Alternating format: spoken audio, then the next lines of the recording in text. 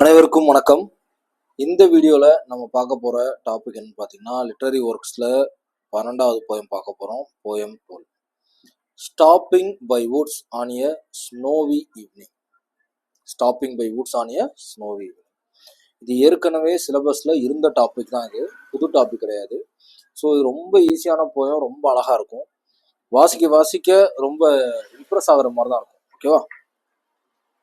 இது என்ன அப்படின்னா, ஒரு வழிப்போக்கன் போயிட்டு இருக்கும்போது டக்குன்னு ஒரு அடர்ந்த காடு, அந்த காடு பனி இதுக்கு நல்ல ஒரு சினாரியோவை பார்த்து ஸ்டன் ஆகி நின்று ஒரு 2 நிமிஷம் திங்க் பண்றாருன்னு வச்சுங்களேன். அதுதான் இந்த போயம்.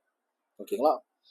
ஸோ பாருங்க, whose woods these are I think I know, his house in the village தோ.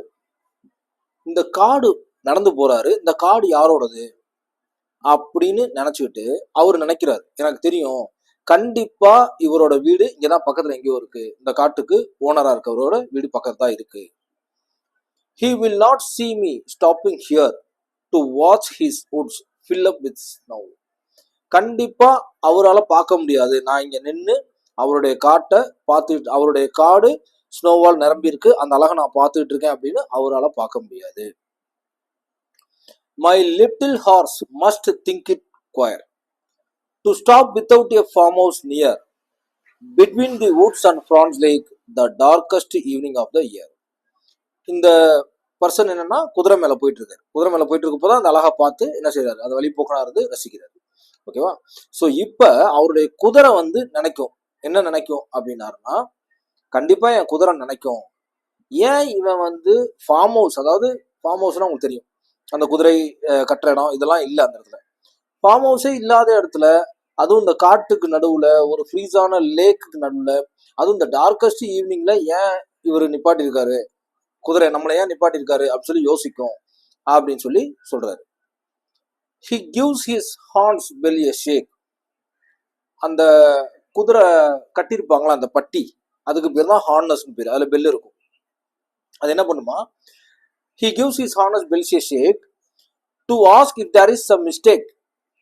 அது தன்னோட அந்த கழுத்துல இருக்க பட்டை இப்படி ஆட்டி ஒலி எழுப்பி, இங்க ஏதாவது தப்பு நடந்திருக்கா, அதனாலதான் நிப்பாட்டிருக்கியா, இல்லை இங்க ஏதாவது இருக்கா அப்படின்னு கேட்குற மாதிரி அவரு நினைக்கிறாரு, சொல்றாரு நமக்கு.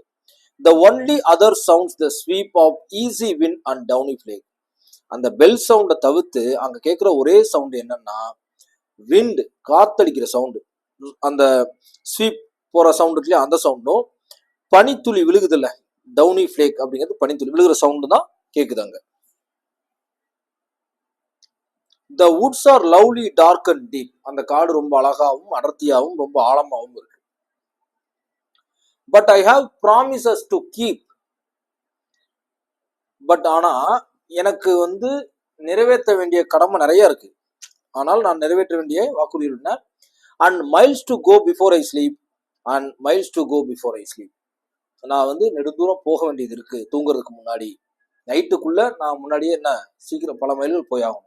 இந்த and miles to go before I sleep, and miles to go before I sleep, இது ரொம்ப ரொம்ப இம்பார்ட்டன்ட் ஸ்டேட்மெண்ட்.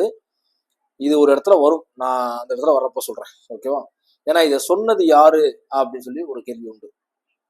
ராபர்ட் ஃப்ரிஸ்ட்ல இதை சொன்னது வேற ஒரு நபர் சொல்லியிருப்பார் தன்னுடைய வாழ்க்கையில, அதை கேட்குற மாதிரி இருக்கும், கொஸ்டின் கேட்டிருக்காங்க.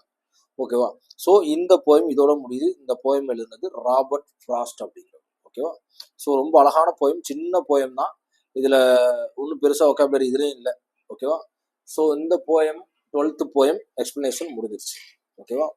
இன்னும் எனக்கு தெரிஞ்ச ஒரு 10 போயம் 13 போயம் இருக்கு. அதை முடிச்சிட்டோம்னா டைரக்டா கதையும் முடிச்சிட்டோம்னா அதுக்கப்புறம் டெஸ்ட் லேர்னிங் டெஸ்ட் தான், வளைச்சு கிளாஸ் தான். ஓகேவா? Okay, thank you so much, thank you.